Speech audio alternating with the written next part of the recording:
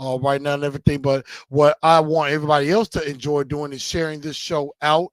Go ahead and share it out, whether it be on Facebook, Twitter, Instagram. Definitely go ahead and show that out. Share that out to everybody so everybody will know where to come and everything. And also, make sure you download on Spotify, iHeartRadio, Apple, and Google Podcasts. I just put out some of the latest episodes on there as well. This episode will be out there as also. And then everybody come on in and give a like to the show, and also go ahead and hit that subscribe button and ring that bell so that way you'll know all the notifications. You'll get all the notifications when I do go live. So that way you will know what's up, and you will know, you'll be in the know of what's going on and everything. So definitely make sure that you do that as well. And so we're gonna get started with the show, of course. Um, After the Titans lost to the Jacksonville Jaguars, I mean, right now morale is at an all-time low right now, and it's like, you can definitely tell there are some issues. There are some questions of, is it that we don't have enough talent? Do we have the right coaching? Is the offensive line coach terrible? Is you got a bunch of reshuffling going around with the offensive line, and now, of course, Chris Hubbard, of course, is now going to be out for the remainder of the season with a bicep injury. So now we got another offensive lineman that we have to replace. And of course, according to, I believe that was Teron Davenport coming out, that Vrabel has stated that that they're going to try to work Jalen Duncan on the left side. They're going to put Dylan Radins back to the right side, and then they're going to work Andre Dillard back in off a concussion protocol. And and I will say this, and I've already said this before, if Mike Vrabel is messed up enough to put Andre Dill Pickard back in at left tackle at all, Mike Vrabel needs to be fired immediately. I'm already done with him. I'm already calling for his head already. But again, it might be time. And, it makes me ask the question to you: is Mike Vrabel on the hot seat, in your opinion? And I'm not even talking about, we'll talk about it. We'll talk about it, of course, if they lose this game. My Tigers just hit a big shot, so they're going up 4. But is Mike Vrabel in trouble? Is Mike Vrabel in danger of losing his job this season? Because leave it to the majority of the media, is basically a shoo-in that he's coming back. That no matter what happens this season, there is no way Mike Vrabel can lose his job. Because, everybody has made every excuse in the world for him. That people like Joe Rexrode, and as much as I love Miss Teresa, and some of the media have basically said, well, he doesn't have the talent, and he has no talent to work with. And don't get me wrong, I get all of that. I mean, there is a lack of talent on this team. I do get that. But it comes a point where you can't use that excuse anymore. Everybody, people will always, want to go back to, it's John Robinson's fault. And it gets to a point you can't use that excuse anymore because you have already fired John Robinson. Yes, has he had some misses? Absolutely. But everybody want to blame John Robinson for that. But you remember, and we're having issues with the talent, not getting the most out of your talent. Wasn't it just a couple of years ago in 2021 when we went through 91 players? 91 players we went through. And somehow we still got the number one seed in the AFC. Derrick Henry was out the majority of the year, was thought to be done for the season. A.J. Brown in and out of the lineup. Julio in and out of the lineup. Yet somehow we still survived and got the number one seed. Nobody talks about that. Everybody praises Vrabel for that. Oh, God, Vrabel did such a great job. Vrabel is such a great coach. But now you're in this season where you ended last season losing 7 in a row. And now you've lost 14 of your last. You're 3-14 in your last 17 ball games. You've lost 5 of your last 6 this season. You've lost 10 straight games away from Nissan Stadium. Any other coach would have been fired by now. But yet, a lot of people in the media, a lot of national media want to give him a pass. That it's not his fault. Yes, John Robinson has some misses, but we all talk about offensive line. Am I right? And I'm going to get to some of your comments in a minute. AZ Bick, what's going on? He says everything is going wrong. I agree. Aiden, happy Thanksgiving. Happy Thanksgiving to all of you. But you praised Mike Vrabel in 2021. Oh, he's so great. Got the most out of his talent. 91 players. He did so great. You're having the same issue this year. You're kind of having to go through the roster trying to find guys. Granted, you're not having, and then also you're not really having the same injury bug that you had before. Yeah, you got a few players here and there out. You know, Hubbard's out. Traylon Burks just seems like he's a lost cause. You know, Tannehill just coming back from injury. Sean Murphy-Bunting might be back, but you're nowhere near what you had to go through in 2021. Yet you can't get what you need out of this roster now.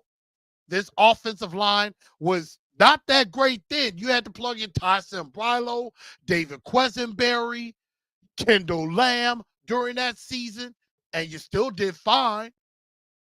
So what was the difference?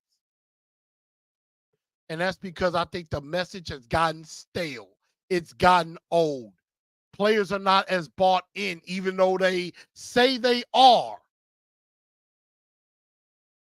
Who put this offensive line together?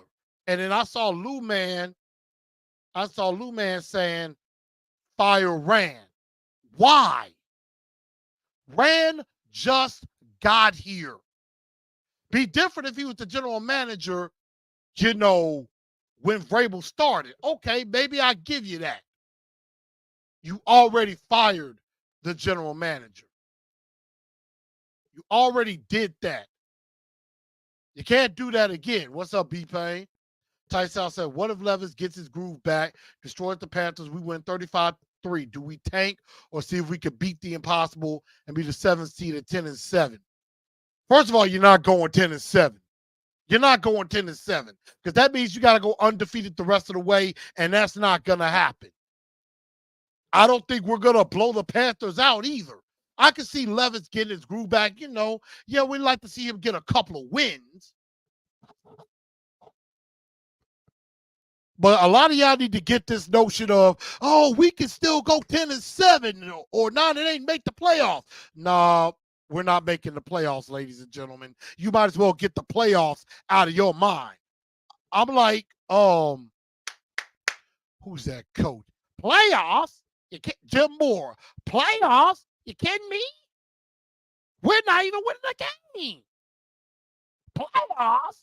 Playoffs? Talk about playoffs. Man, please. Playoffs are nowhere near in our future. So I'm going to go ahead and put that out there right now. Sorry if I'm being a Debbie Downer. Sorry I don't have, the greatest confidence in the world. But, hey, y'all know what I do. I'm going to tell y'all the truth. And that's just the truth. But I'm not going to sit here and fire. And I've heard that notion, like I heard Jared on his show, like Caroline Willie D-Base, they were talking about it as far as, you know what, it is on the coaching because you can't blame John Robinson anymore. John Robinson is fired. A lot of the guys that he drafted are not on this team anymore. He has a few left. But a lot of those guys he drafted are gone. 2020 draft class, with the exception of Christian Fulton, gone. 2021, yeah, those guys are here, but we'll see. But who put this offensive line together? Who put this offensive line together? That would be Mike Vrabel. And everybody want to say maybe it was him and Rand. But, of course, Amy Adams Strunk gave Mike Vrabel more power. And she basically had Mike Vrabel in the room helping him decide who is the general manager. So basically, Mike Vrabel is responsible, if not more responsible, for this than Rand. And there's some people that want to fire Rand Carthon and just tear the house down and start over, which I think we need to clean house, but I think we should let Rand clean the house.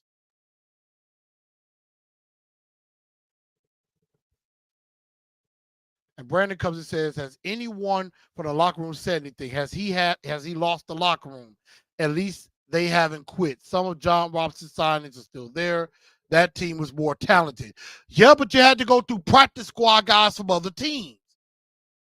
And Jaleel Johnson, who just got cut, basically said, well, they trying to fix the defense so much when we're not the problem.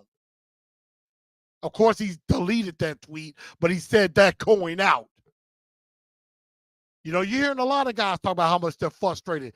Derrick Henry trying to stick up for Vrabel, and I mean, of course he's going to stick up for Vrabel. I'm not surprised.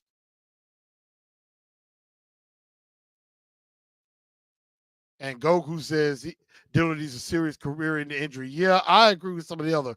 Goku, I wouldn't wish that on anybody. Yes, Dillard sucks. Yes, Dillard sucks. But I'm not going to wish that. Now, come on. Lou Man said Mike ain't high like Randy is, but Mike ain't answering the questions either. We got Rocky Boy. What's going on? So, right now, there is a lot of things that need to be done. A lot of soul searching that has to be done. And we're definitely going to find out. This season is not a sober season. You're right about that. No lies told.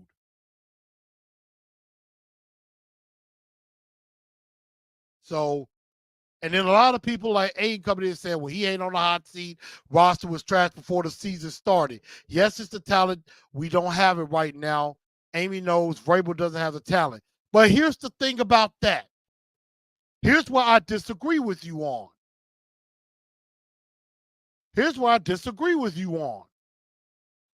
What did Mike Vrabel come out and say around the draft after Rand Carthon was hired?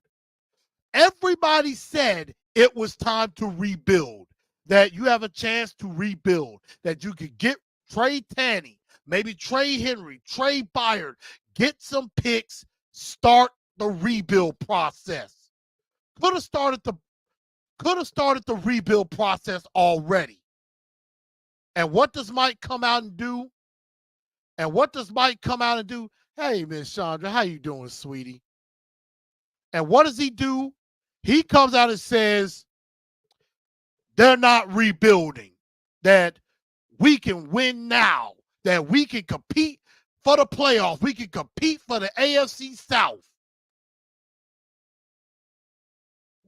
Mike Vrabel basically forced Rand Carthon to agree with him and be like, we're not rebuilding. We're not rebuilding. We can win now. Did some of y'all forget him saying that? Did some of y'all forget that?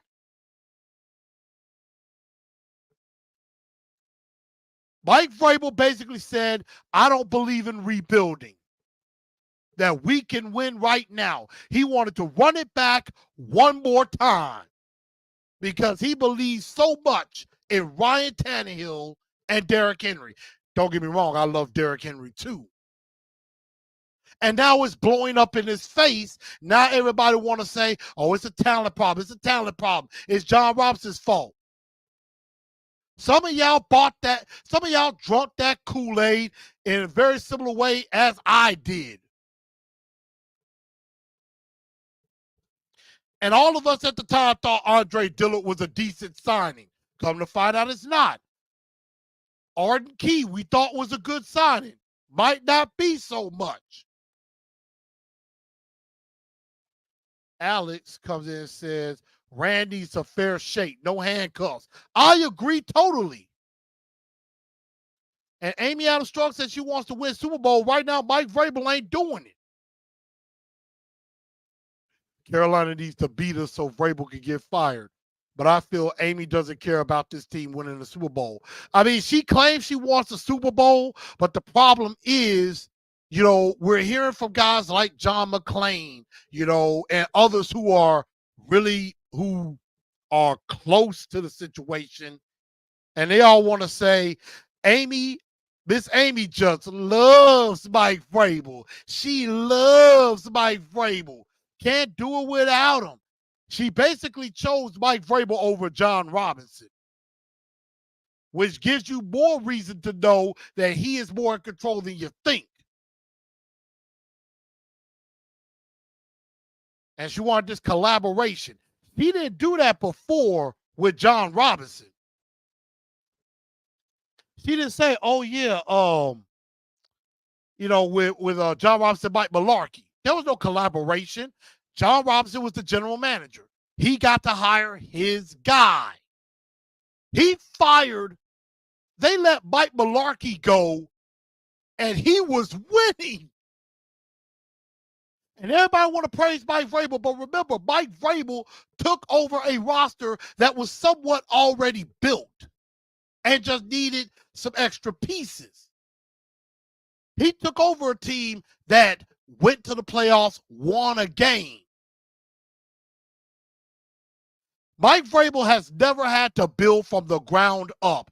And the way that he's acting, he doesn't want to. Now, Alex, you sure right about that.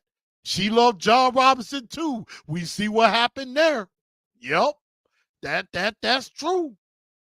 That is absolutely 100% true. She did say she loved John Robinson, and she fired him. She fired him. She sure did. XD Gamer thinking that I'm dumb. Talking about it's Tim Kelly's fault. Well, who hired Tim Kelly? Who hired Tim Kelly? Tim Kelly didn't bring himself here. So come on, man. I know you're smarter than that. Yes, Tim Kelly is the offensive coordinator, and he ain't exactly great in the red zone. And he waits too late to dial up the best plays. But who hired him? Who promoted him to offensive coordinator? Bingo. You got your answer. So the fact of the matter is this. I don't think Mike Vrabel is the right guy for this team anymore. And I don't think I don't think he would. Do you think you would trust him to be the right guy to lead a rebuild? I don't think Mike Vrabel is the type of coach that wants to rebuild. I don't think he wants to rebuild. I mean, he's come out after this game saying he doesn't anticipate making any coaching changes. He's not changing a thing. He's going to ride this thing out. And I'm telling you, he's putting himself in Mike Mularkey territory. Mike Mularkey wasn't that bad of a coach, but all he had to do was fire Terry Robisky. He still would have had a job. He decided he wanted to die on a hill for his guys, and that's why he got fired. Mike Munchak, same thing.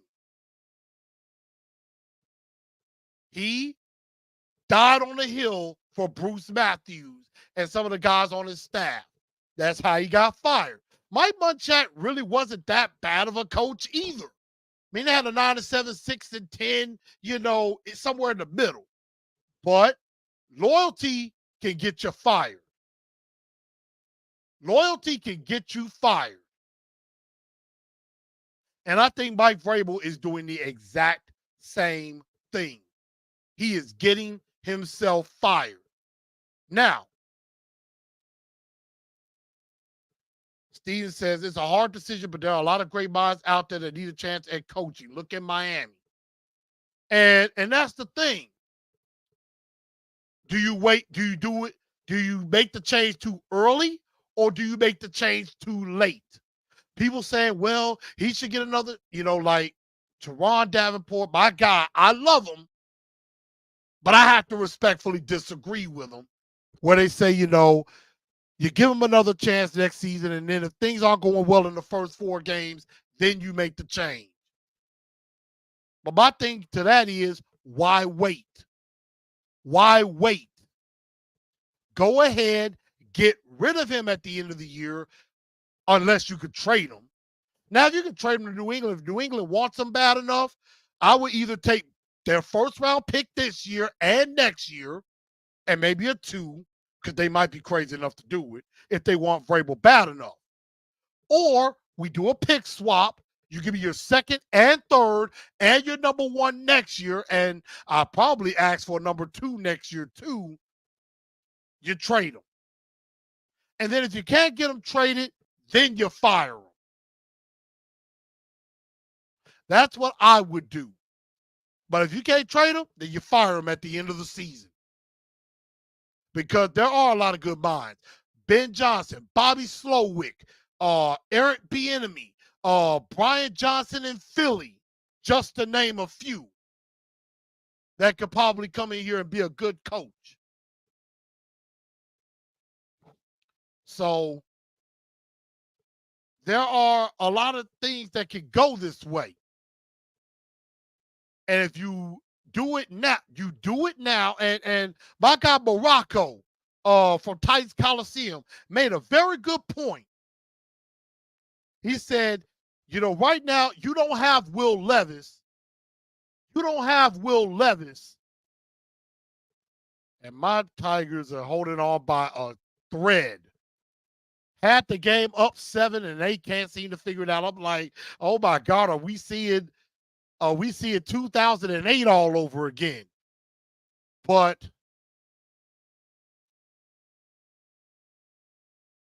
if, right now, you didn't draft Will Levis with 11, so you don't have that 5th-year option. If you keep Vrabel, you could be potentially stunning Will Levis's growth. Instead of getting an offensive mind in here, getting him groomed, getting him, better, and he has 3 years left. If you keep Vrabel, then you've just wasted another year, and then another coach have to come in, and he'll only have 2 years. And then after that first year, after his 3rd season, you got to decide if you're probably going to re-sign him and pay a whole bunch of money before his 4th season. If you go ahead and make the change now, you give the new head coach and Will Levis 2 years together. If you don't draft a quarterback in this first draft, we'll get to that in a minute. But you would give Will Levis 2 years with this coach, with a new coach, before you have to decide if you're about ready to fork over $60 million a year. Because believe me, you're going to be paying over $200 million for Will Levis in about the next 3 years, in about the next 4 years.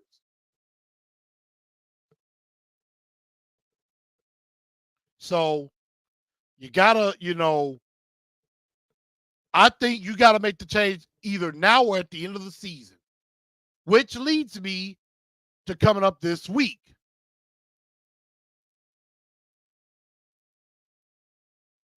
And we'll talk about that in a second. Clay says, blockbuster trade, Belichick for Vrabel. No, we ain't taking Belichick. I don't want him. He's old. He's old. He's done. He's probably going to retire more than anything. He's going to want to go to a spot where he has full control. Ms. Amy ain't going to let that happen. AZ Big said, make the trade, make the change now. Look at what the Raiders are doing. I agree.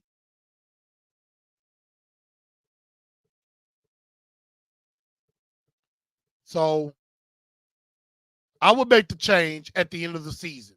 If you can't trade him, you fire him. It's over. And Clay, I guess you weren't paying attention to what I said earlier. Get an offensive-minded head coach.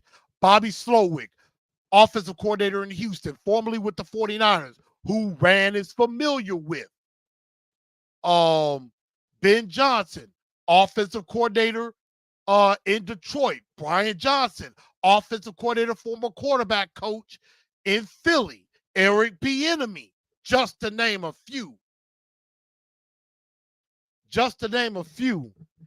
And I'm proud of my boys. The Memphis Tigers just won in the battle for Atlantis, so they'll play tomorrow, either Stanford or Arkansas. So they got a tough win, but they almost gave it up at the end. So congratulations to my Memphis Tigers. But you got to get yourself, and I'm with Alex, you got to get this team ready because you got a new stadium coming. You got to have a winning product by the time you go to that new stadium. They're already probably charging out the wazoo for PSLs, and I'm waiting till that stadium opens. So I would definitely do that. But let me get your two-tone blue star of the week nominees. I mean, honestly enough, it's really not too many guys that deserve the nomination. I mean, I'm probably just going to go ahead and give the award to the one guy that I think probably deserves it, and that would be Big Jeff, because Big Jeff has played his tail off. Big Jeff played his tail off. I give him that. And he got the big man touchdown. So I definitely like that. Now, Brandon's saying we don't have an interim head coach on the roster. Might as well ride this out. Pour it up and roll out and bust. Now, I'm saying if you do replace Vrabel in the middle of the year, I might look at a Terrell Williams, maybe Tim Kelly. I'm not saying any decision is a good one. Any decision probably is not a good one. I'll say that right now. But I would probably look at either Tim Kelly or Terrell Williams, maybe, at least to get us through the season. Then you go get a new head coach. But my two-tone blue star of the week, I'm going to go ahead. Brandon says, Will Levis for surviving the beatdown. Clay goes Bayern for the pick Monday night. They got to be Titans. Although, shout out to Bayern, you know. So I'm going to say the two-tone blue star of the week, Big Jeff. Dunce of the day could go to everybody else. Mike Vrabel, Tim Kelly for calling good plays after you're already blown out. Shane Bowen, who I'm really starting to believe is not that good of a defensive coordinator, and that Jim Schwartz really had the bigger hand in all of this. Eric Guerra fumbling on a punt. Ryan Stonehouse didn't really have a good day either.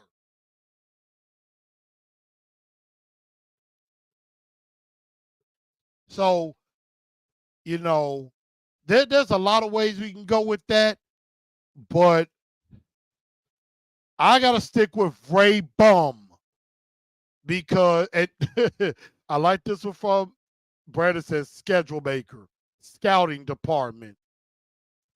Not bad because they didn't scout this game very well. Alex says Chig's hands. Now that's not a bad thought either because Chig, one of his opportunities, he would have had a first down if he had just caught the football. AZ Big says Garrett Dunce for that fumble. Yeah, because it led to scoring. Aaron Brewer, bad snaps. So I'm gonna say the dunce of the day is Jason Houderling, along with Mike Vrabel, because I just don't think Vrabel can coach anymore. And Jason Houderling is a perfect example. This guy was the assistant offensive line coach. And he obviously doesn't know how to coach an offensive line because it's bad enough. Okay, I can see where one guy, Andre Dillard, absolutely sucks, and he does. But dagrabbit, Peter Skoronski hasn't gotten better since the first few weeks. I mean, Dylan Raiders, they just won't play him at his natural position. Aaron Brewer is just as skinny and as stiff as a $2 steak, can't pick up twists. Brunskill, and Jalen Duncan, we have yet to see yet. So we're about to find out. But Houderling, I've always said it. If it's one or two players not performing well, it's usually those one or two players. But if your entire unit is not performing well, then it's a coaching issue. Clay says Titan might bomb that draft pick. You know what? Anything is possible. Look at Carolina. They probably think they bombed with Bryce Young instead of going with C.J. Stroud.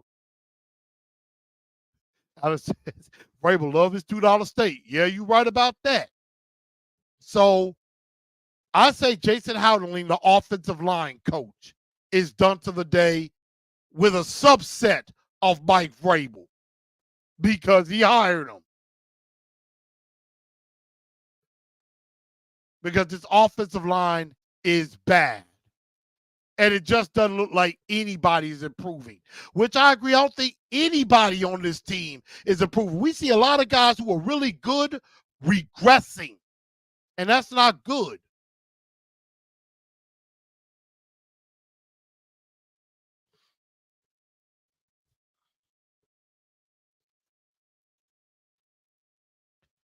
Aiden says, who knows what's going on behind closed doors? I don't really see Amy firing Vrabel if Vrabel wants Harrison Jr. I haven't heard that. I mean, I don't know if she really wants to fire him either.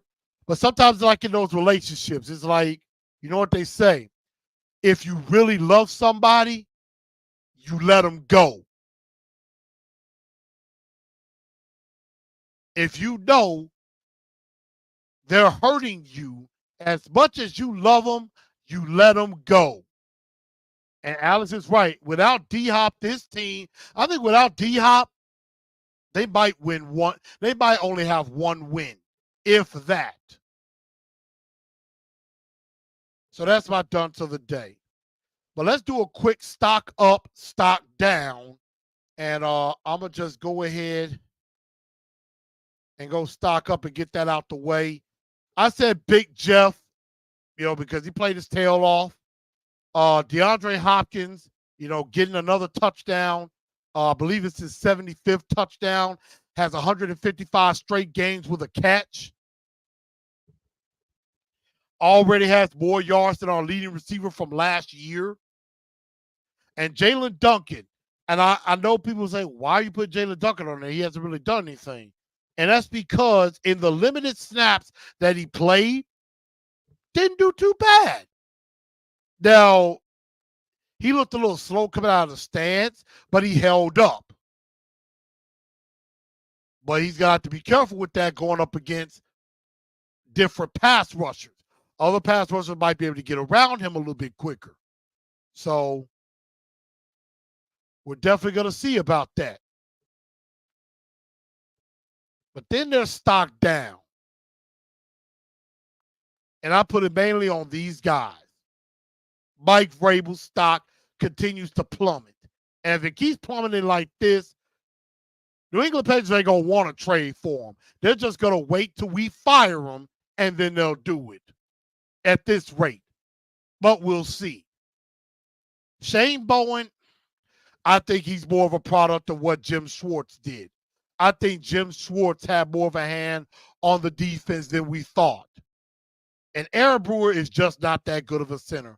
I would like to see Corey Levin get a shot. Can't hurt. It cannot hurt at all. Now I'm going to read some of y'all stuff. Let's see. Alex says, stock up, draft pick. Brandon says, stock up, new stadium. How y'all feel about Rob Moore? I'm a little tired. I don't know. That is a really good question. I mean, I think Rob Moore is a decent wide receiver coach. I mean, he used to play wide receiver, and he was around to help A.J. Brown become who he is. So I do see the point. But, I mean, yeah, if you're going to clean house, you clean the entire coaching staff. That would include Rob Moore. What about Harris? I thought it was a DB guru. That is a huge disappointment because it seemed like Chris Harris was this great guru of a defensive back guy that some people were, and he's the passing game defensive coordinator, I think, as well. I want to say. So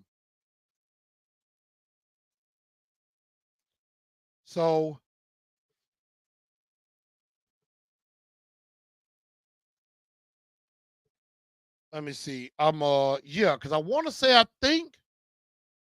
Chris Harris is the let's see. Yeah. Chris Harris is the defensive backs coach and a defensive pass game coordinator. Yeah. He is. He is the passing game defensive coordinator. So basically, it's his job to help the Titans stop the pass, in which you see them playing so much off coverage, which I don't like.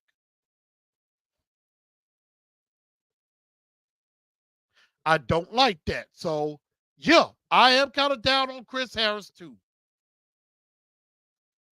But let's get into this game and let's talk about the Carolina Panthers, because the Panthers are coming in at 1-9. Look like they're destined for the number 1 pick. This could be the toilet bowl. Like, the loser of this game could truly say they are the worst team in the NFL. He said Craig Ackerman should have been gone. And Jared Stillman has been on you need to fire Craig Ackerman yesterday train.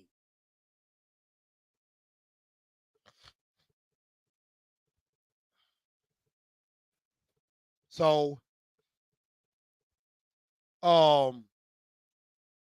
Titans, Panthers. Panthers coming in 1-9, just got their butts kicked by the Dallas Cowboys, 33-10. And we're coming off of a loss too. And I think, honestly enough, there's a lot of things that can go into this game. You got Levis, who, had a pre-draft visit with the Panthers and dinner and stuff, but they were never going to pick him at 1. They were always going to either pick Bryce Young or C.J. Stroud. And I think Will Levis might feel some type of way about that. You got Bryce Young struggling. Both of their starting guards are out. So you're thinking, yeah, the defense might have a chance here. But you also take a look at Carolina. Their defense is actually pretty good too. Carolina,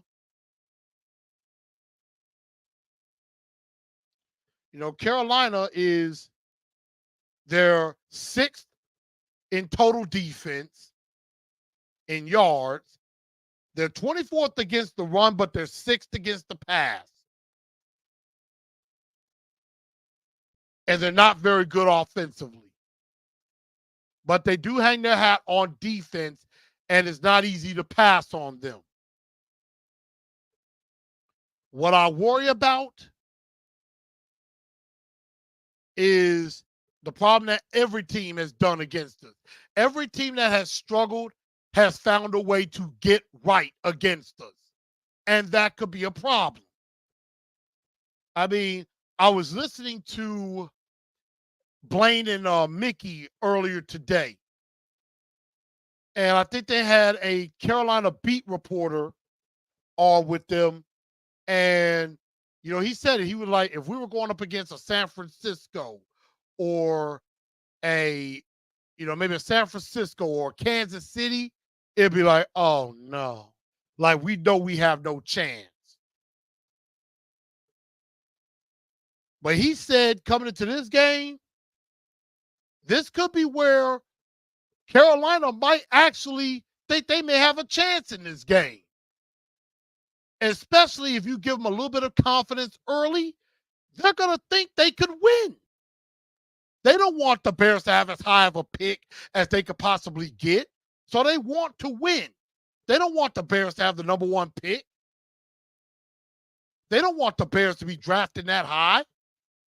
So they want to win.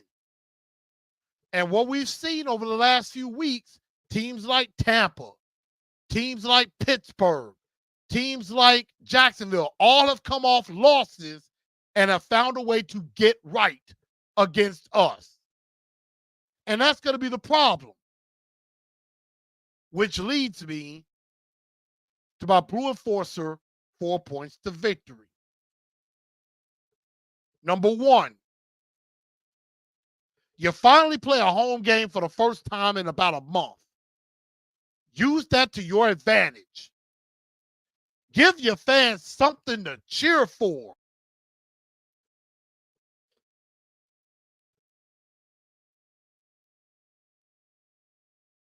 Use the home crowd to your advantage. Build off of that. Number 2,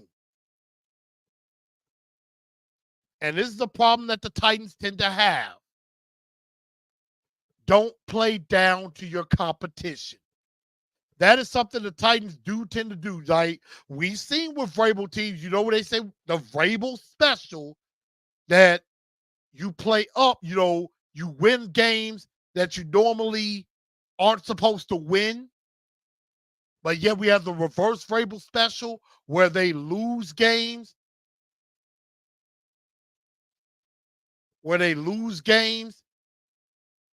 That you normally don't lose.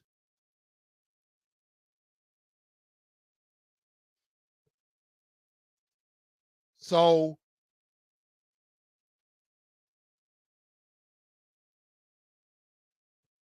that's the issue.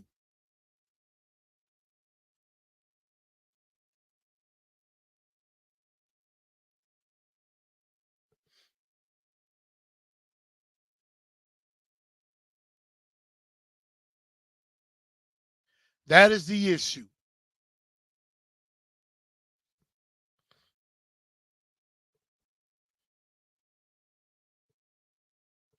And that's the thing that I do tend to worry about, is that they could play down to their competition. And that won't be good for anybody. That could get you beat. Number 3, In conjunction with that, don't give them any confidence. Don't give them any confidence early. If you're going to win this game, you get out on them early. This cannot be no close ball game late in the fourth quarter. It can't be a 13-10 or 16-13 or, 14-13 type game in the fourth quarter. Because you know what? That means Carolina's going to believe they have a shot to win.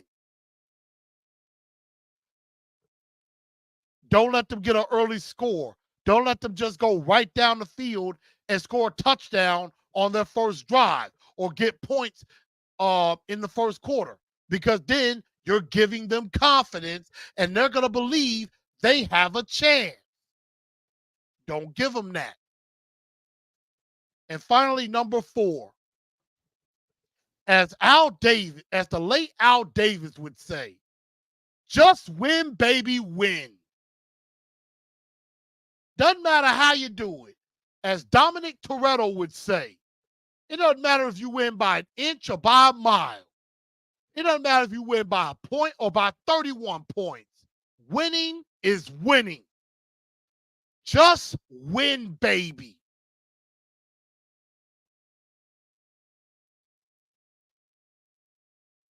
So again, those are about 4 blue enforcer 4 points to victory. Use home field to your advantage. Don't play down to your competition. Don't give them any confidence. And just win, baby. Just win.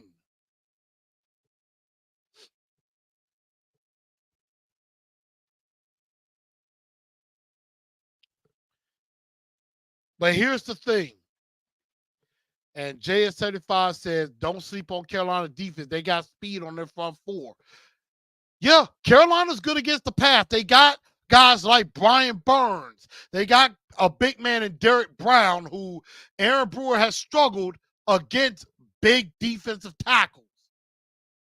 We see that with Vita Vea. Alex says, if Carolina wins, I believe Vrabel might be fired Monday. Well, moment of truth. Who do I choose to win? I kind of gave y'all a spoiler on Monday. I think Carolina wins. I think Carolina wins this game, and the Tennessee Titans are on the way to the number 1 pick. Well, they may not get the number 1 pick, but they're in conversation for being at least in the top 3.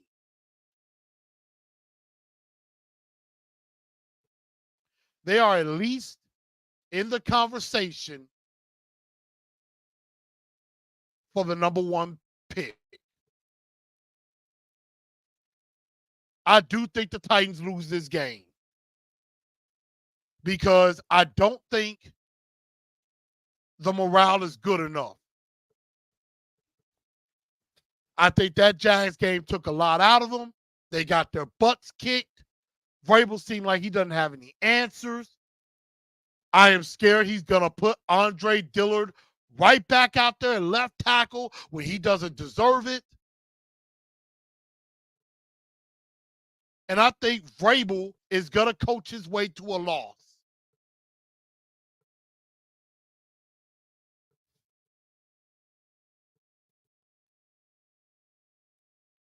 Goku, you stop that. Stop that. Stop that.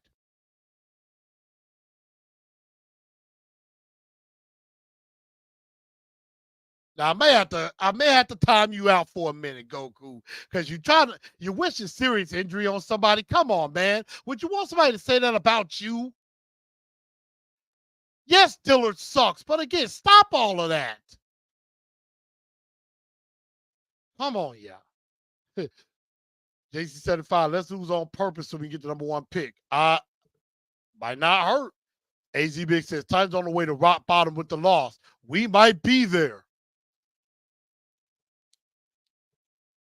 And Alex is like, I think the room is divided and not interested. Yeah, because I mean, you got defensive guys basically saying, you know, the offense ain't doing their part. The offense ain't pulling up their end of the bargain.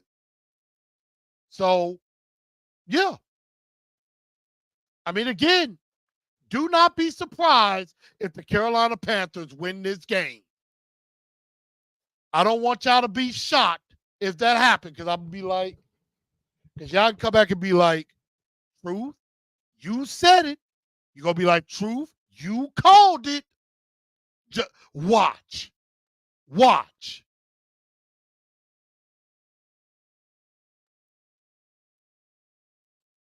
So that's kind of what I think is going to be the case. But since it's Thanksgiving,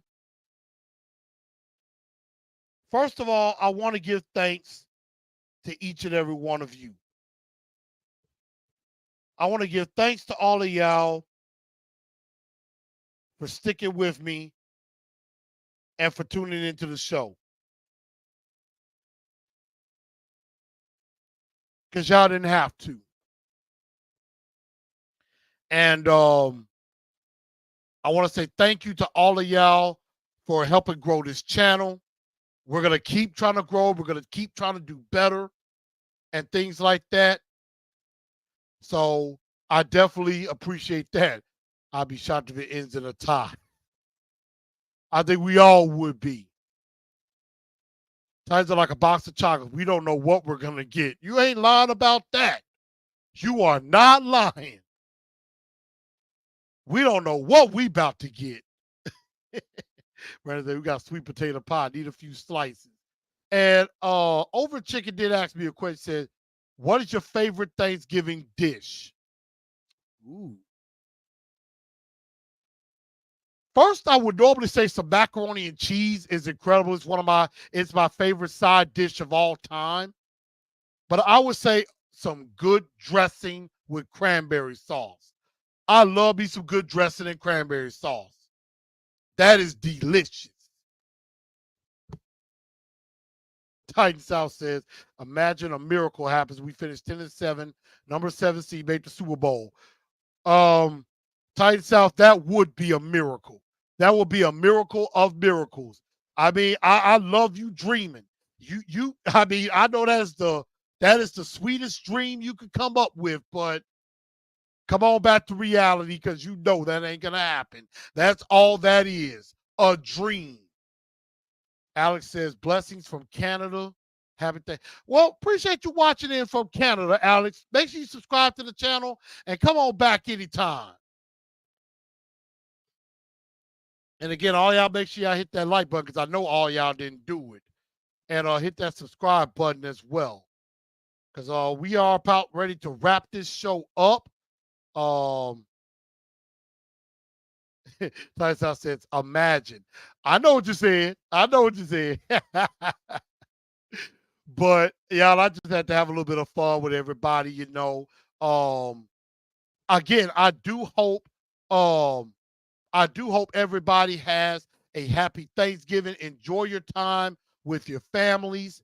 I'm gonna definitely enjoy time with mine after I work tomorrow and everything. But I do want to say thank you to everybody for tuning into the show. I'm your man, Chris, aka Blue Enforcer. And everybody, again, have a happy Thanksgiving. Gobble, gobble. Eat some good food, because that's all what I'm going to have to do. And at the end of the day, just like the gobble gobbles, we got to tighten up, because that's all we know how to do. Good night, y'all.